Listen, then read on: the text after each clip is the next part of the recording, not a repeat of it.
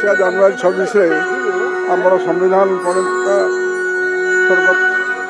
भारत रत्न आम्बेडकर नेतृत्व में संविधान प्रणयन हुआ एवं से दिन भारतवर्ष गोटे गणतांत्रिक सार्वभौम राष्ट्र भाव कार्यक्रम करुच्ची भारतवर्ष पृथ्वीर सबुठ सर्वश्रेष्ठ गणतंत्र राष्ट्र। आज दिन में आम सब अनुचिंता करवा भारतवर्ष जो महान नेतृत्व महात्मा गांधी नेतृत्व में जो स्वाधीनता होता से जो आशा करते भारतवर्ष एक एभली राष्ट्र हम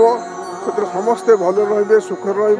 देश को समृद्धिशाली राष्ट्र हम विश्व सर्वश्रेष्ठ राष्ट्र हम। आज आम अनुचिंता करने तो आवश्यकता अच्छी आम केते दूर आगे आज दिन हम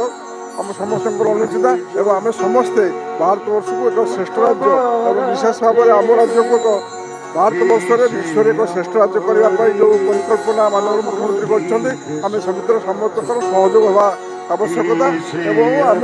भारतवर्ष को आम राज्य को एक